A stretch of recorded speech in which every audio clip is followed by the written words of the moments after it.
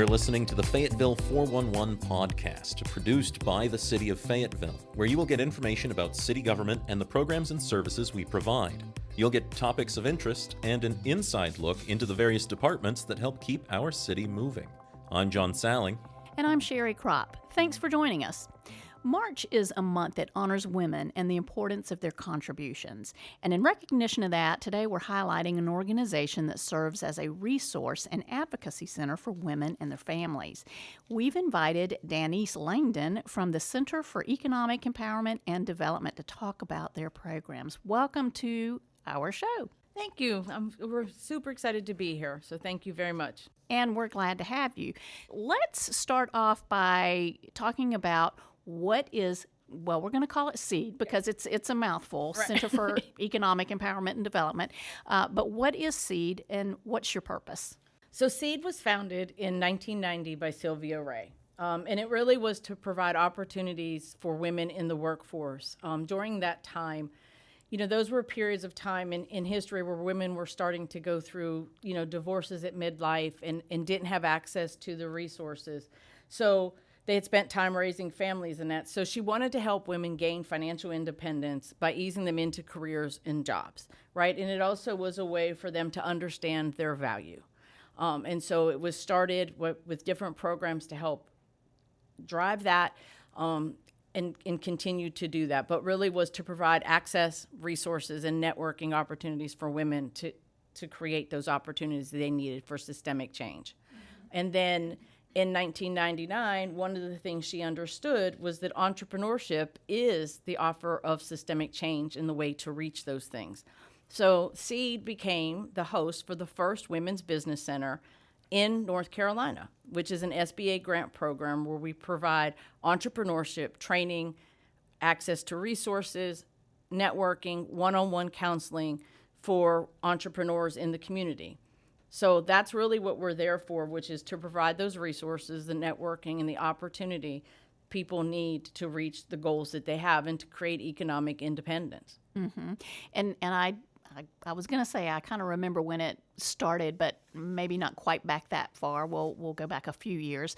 But when it was a few years young, you had great resources for women. I know that we would have a lot of donations of like suits and dresses and things like that could kind of help women when they're going out on their interviews. They might not have had that, and we would make a lot of donations, and I thought that was a really great program. But I know it's grown a lot since then. Just like the city and all programs in the world, we have to evolve, mm-hmm. right? And so in order to be relevant and to make the changes and to help people with the things they need, we've needed to evolve.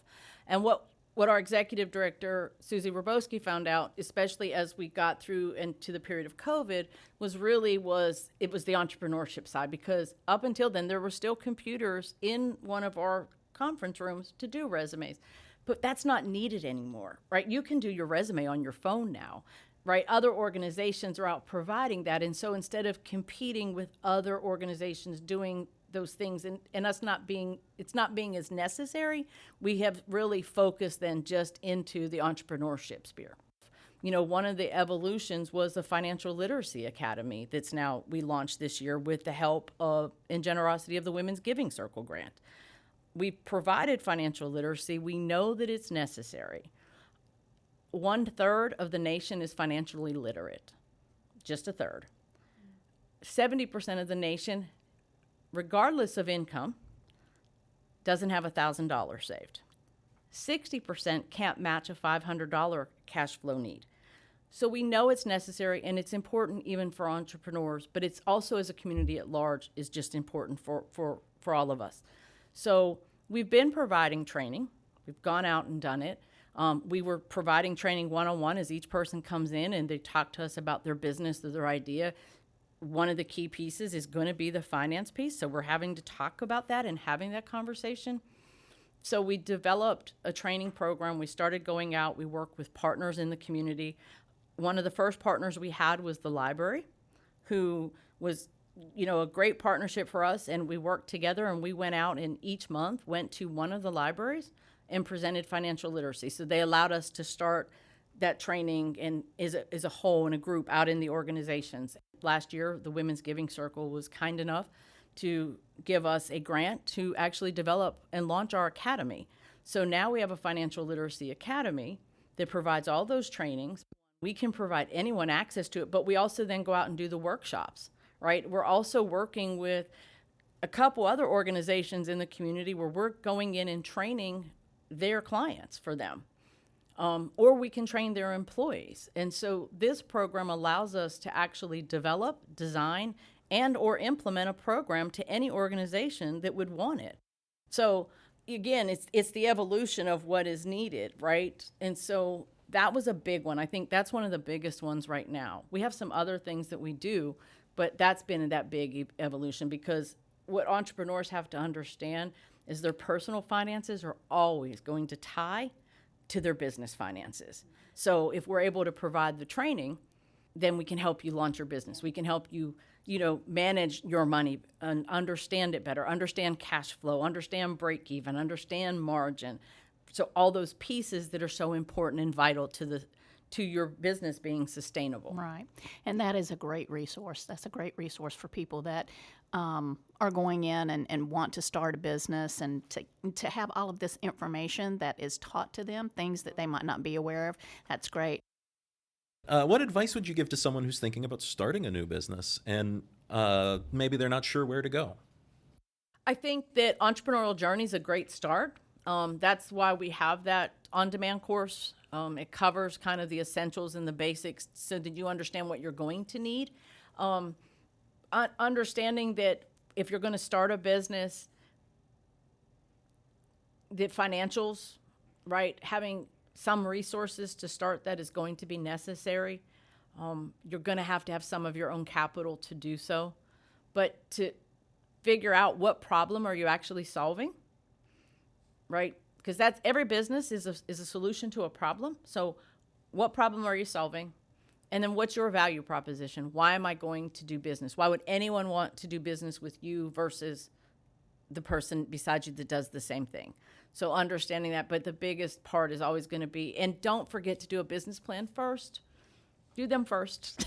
So they would do the business plan, then bring that to you, and you would do counseling about the business plan and kind of advise them on what they need to change. Or yes, and we actually have templates to a business plan, so you can call us and say, I'm thinking about it. We'll usually put you into the on-demand course to run through those basic trainings. We'll give you access to a small business plan so you have it. But you don't have to do the whole thing before you see us. We're happy to work with you piece by piece. We're happy to help you determine how do you determine your target market? What do financials actually look like, right? How do I determine a break-even point? How do I determine my operating costs? We're happy to sit down with you and guide you step by step on what it is you're going to need and how to get that information. And then you go write it and bring it back. And we can go section by section with you through the business plan. So don't get overwhelmed by it. Your business plan should not be 30 pages. It's a 10, 12-page document maximum. That's with financials. But we're here to help you. So don't get overwhelmed. Don't quit. Just give us a call and let us help you with it. You talked about a lot of the partnerships with community organizations and with the city. I know the city of Fayetteville, especially our economic and community development department, you all collaborate on a lot of programs, especially like some of the small business loan programs and some micro grants and things like that. Talk about that collaboration. I think it's, again, working together, becoming one, working as a whole, right? Instead of separate pieces.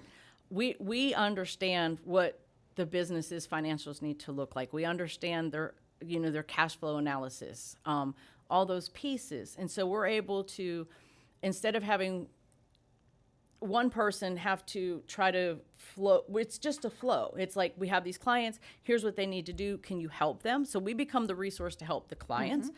So that then when we come back and they come back to economic development, everything's in order. We're able to help them. A lot of times we find with entrepreneurs, they haven't done a business plan yet. And anytime you're looking at gaining funding from someone, that's one of the things they want is the business plan. So we're able to help develop that. And that's another evolution we've had. We've always done one-on-one in counseling and done pieces of a business plan development, but we actually have a cohort now that we offer a couple times a year to actually help you develop your business plan. And we have one coming up again. We just finished one, and we'll have another one launching April 24th, the last Thursday of April. And it's a 5-week session. And we go through the core pieces of your business plan, help you with that, and then we provide you the one-on-one counseling and coaching and guidance that you need afterwards. And, our services are free. That's the best part. I don't know if everybody always knows that. Actually, our services are actually free for counseling, for business counseling are free. What a great deal. And that may be one of the reasons why it's expanded and grown so much. And what are some of the other programs that are offered? Those are our big programs, right? We have a microloan program. There is some housing that had been in place that we still have. We're really not, there's no real new housing, but we do have some we currently still have in position. Those are the pieces. Then it's just networking events. We've actually partnered with the chamber this year. We were providing lunch and learn seminars, trainings, and so now we've worked with the partnership with the chamber, and we're launching lunch and learn the first and third Wednesday of every month. We always have a couple resource days that we do where we provide the entrepreneurs access to all the resource partners that they need. So they don't have time to go to an accountant, go to the insurance person. They don't have time to go to the bank. They don't know who they are even. So we bring in our partnerships in all of those areas that are key to operating your business, and we let them, what I call speed network through that, and get to meet and connect with other resource partners and with each other. I always tell our clients that a lot of times what we don't talk about is the value of networking, right? And at our events, that's what you get is a lot of network. Because people do business with people they know. And so you're able to learn and grow through each other. Really make it a one-stop shop for a new business. Yes. Now, you've talked about a lot of the the things that you offer and some of the events that are coming up as far as the with the chamber and the financial literacy workshops and things like that. If people want to get more information about the workshops or the programs that you all offer, where can they get that information? The best way is to go to wbcfay.org. All our events, all our trainings are on there. We also, most of our stuff is through Eventbrite, but WBC Fay will have it all. Or you can always call 910-323-3377, and Julie will answer the phone and help guide you through anything that you need to know, to include how to get access to. We have on-demand, even our entrepreneurial journey for startups. We have an on-demand course for them to take, so they can have access to that. So we can always help you, but if you just call or go to the website, we're always going to be there and able to help you with it. Now, Danice, how long have you been with CEED, or the Women's Business Center is basically what your area? 3 years now, just hit 3 years. I had an early retirement from banking, and I took a couple months off and came back, and so it's been 3 years now, almost to date. So I'm pretty sure that you've heard some success stories. Oh, there's always success stories. Yeah. I mean, always. And how does that make you feel to know that you were part of someone's dream? You know, they came in, they didn't know what to do. You help them, you give them advice, you help them work through the process. And then maybe a year or two later, they come back and said, Danice, I've got my own business. Thank you. You know, that's an intrinsic value that you get. And it's also, though, why I do what I do. And there's something special about having someone trust you enough to take advice or to even ask you for it. First of all, to even ask you, right? But then to apply some of those things and to come back and for them to celebrate with you what they were able to achieve. I don't know how you describe that feeling, but it is something special. And the truth is, I think it's what keeps us all going daily.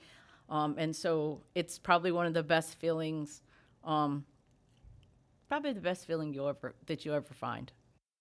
What do we have coming up next, and do you have a need for volunteers? So what we just have passed was we had our annual Her Pitch event, which is a big event. We had 6 entrepreneurs competing for reimbursable grant funds that were given to us through the Women of Power Society of North Carolina. So this was year 4. So we have now awarded approximately 13 grants for about $40,000 to entrepreneurs locally. We have the Lunch and Learns coming up. Those will always be the first and third Wednesday of every month. That's our partnership with the Chamber. So we have Lunch and Learns geared to business owners. We have April the 12th, we have a financial literacy we call it our library tour. So we'll be in Spring Lake doing that financial literacy there. And then at the end of April, the last Thursday of April, we're going to start the next Ignite 5-week business plan cohort. So we have that coming up. And those are really the couple things coming up that we have on our calendar right now. And where do people go to volunteer? So volunteering, you can always just reach out, call the organization. They'll get you to me or to Susie. But those are really, they're on need basis, right? So we don't always just have somebody comes in like every Wednesday. We don't do that as much but we do have opportunities. So, and if you're a subject matter expert that's business related, call me because I might still have some Lunch and Learn spots to fill. Not many, but I may have a few left for the year. So you can call and we can look at that. And if you're a subject matter expert and you want to talk about providing a training and volunteering to provide a training to our entrepreneurs, I'm always open to those discussions. Thank you. We appreciate you coming to share wonderful wisdom with the people of Fayetteville here. Well, that's going to wrap it up for this episode of the Fayetteville 411. The Fayetteville 411 is one of several podcasts that the city produces for our podcast channel, Radio Fayetteville.